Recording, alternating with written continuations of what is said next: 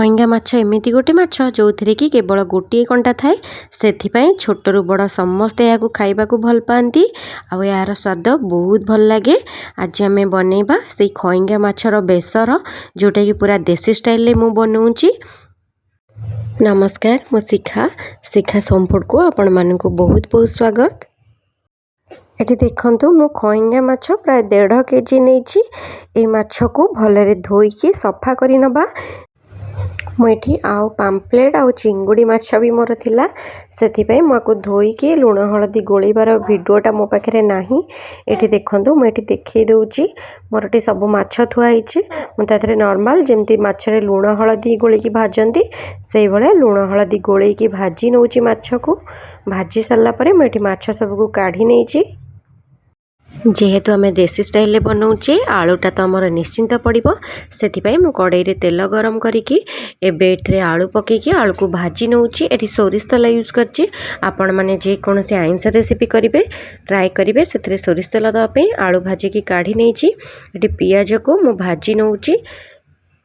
ପିଆଜ golden brown ହେଇଗଲା ପରେ ମୁଁ ଏଠି ଅଦା ରସୁଣ ଆଉ 2ଟା ଶୁଖିଲା ଲଙ୍କାକୁ ବାଟିକି ରଖିଥିଲି, ତାର ପେଷ୍ଟ ଦେଇକି ଏ ମସଲାକୁ ଭଲରେ କଷି ନେବା।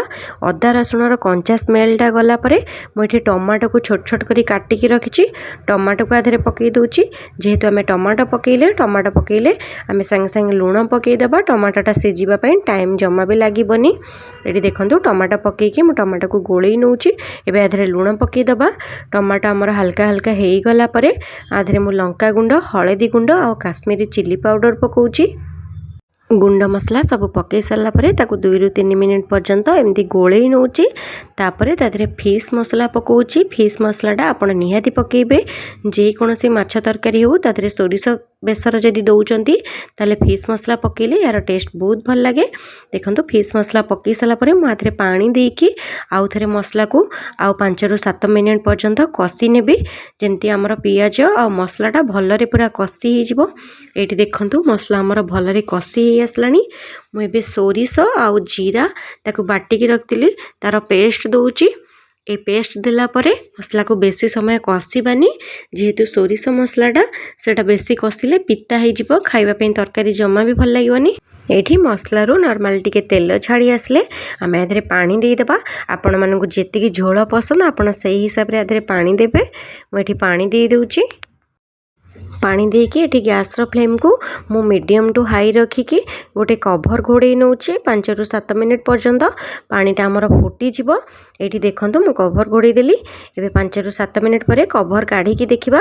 ଏଠି ଦେଖନ୍ତୁ, ଆମର ପୁରା ତରକାରୀ ଫୁଟି ଆସିଲାଣି ଯେଉଁ ପାଣିଟା ଦେଇଥିଲେ। ଏବେ ଆମେ ଯେଉଁ ଭାଜିକି ରଖିଛେ ଆଳୁକୁ ପକାଇଦେବା। ଆଳୁଟା ଭାଜିଲା ବେଳେ ଆମର ଅଧା ସିଝି ଯାଇଛି, ଆଉ ବେଶୀ ସମୟ ଲାଗିବନି ସିଝିବା ପାଇଁ। ଏଠି ମୁଁ ଆଳୁ ପକାଇକି ଆଉ ଗୋଟେ ଟମାଟୋ ପକାଉଛି। ଆପଣ ମନେ ରଖିବେ, ମାଛ ତରକାରୀରେ ଏମିତି ଫାଳ କରିକି ଟମାଟୋ ପଛରେ ପକାଇଲେ ତରକାରୀର ଟେଷ୍ଟ ବଢ଼େଇଥାଏ ଆଉ ଖାଇବା ପାଇଁ ବହୁତ ଭଲ ଲାଗେ ତରକାରୀ। ଏବେ ଗ୍ୟାସ୍କୁ ପୁରା ଲୋ ରଖିକି ଆଉ 5ରୁ 7 ମିନିଟ୍ ଫୁଟିବାକୁ ଛାଡ଼ିବା। ଏଠି ଆପଣ ଚେକ୍ କରିଦେବେ ଆଗରୁ ଲୁଣ ପକାଇଥିଲେ ଲୁଣ ହେଇଛି କି ନାହିଁ, ନହେଲେ ଆଉ ଥରେ ଲୁଣ ପକାଇଦେବା। ମୁଁ ଏଠି ଆଉ ଥରେ ଲୁଣ ପକାଇକି ଗୋଟେ କଭର୍ ଘୋଡ଼େଇ ନେଇଛି, ଯେମିତି ଆଳୁଟା ଆମର ସିଝିଯିବ। ଏଠି ଦେଖନ୍ତୁ, ମୋର 5 ମିନିଟ୍ ହେଇଗଲାଣି। ମୁଁ ଏଠି କଭର୍ କାଢ଼ିକି ଚେକ୍ କରୁଛି ଆଳୁ ସିଝିଲାଣି କି ନାହିଁ। ଖରିକାରେ ଆପଣ ପ୍ରେସ୍ କରି ନେବେ। ଏଇଠି ଆଳୁ ପୁରା ମୋର ସିଝିଗଲାଣି। ମୁଁ ଏବେ 2ରୁ 3ଟି କଞ୍ଚା ଲଙ୍କା ଆଧିରେ କାଟିକି ପକାଉଛି। ଆପଣ ଆପଣଙ୍କ ହିସାବରେ ଲଙ୍କା ପକାଇ ପାରିବେ, ନହେଲେ ଏହାକୁ ସ୍କିପ୍ କରିନେବେ, କାରଣ ଲଙ୍କାଗୁଣ୍ଡ ବି ଆଧିରେ ପଡ଼ିଛି। ଦେଖନ୍ତୁ, ଲଙ୍କା ପକାଇ ସାରିଲା ପରେ ତାକୁ 2ରୁ 3 ମିନିଟ୍ ମୁଁ ଫୁଟେଇ ନେଉଛି। ତାପରେ ଯେଉଁ ମାଛ ଭାଜିକି ରଖିଥିଲି ମାଛକୁ ପକାଇ ନେଉଛି। ମାଛ ପକାଇ ସାରିଲା ପରେ ଆମେ ଆଉ 5 ମିନିଟ୍ ପର୍ଯ୍ୟନ୍ତ ଗ୍ୟାସ୍ର ଫ୍ଲେମ୍କୁ ପୁରା ଲୋ ରଖିକି ଫୁଟେଇ ନେବା। ଏବେ ଆମର ରେଡ଼ି ହେଇଗଲା ଖଇଙ୍ଗା ମାଛ ତରକାରୀ। ଆପଣମାନେ ଏହି ତରକାରୀକି ଗରମ ଗରମ ଉଷୁନା ଭାତ ସହିତ ନିଶ୍ଚିନ୍ତ ଟ୍ରାଏ କରିବେ। ଏହାର ଟେଷ୍ଟ ବହୁତ ଭଲ ଲାଗିବ। ଦେଖନ୍ତୁ, ଏଠି କେତେ ସୁନ୍ଦର କଲର୍ ଆସିଛି ମାଛ ତରକାରୀର। ଆପଣମାନେ ଏହାକୁ ନିଶ୍ଚିନ୍ତ ଘରେ ଟ୍ରାଏ କରିବେ।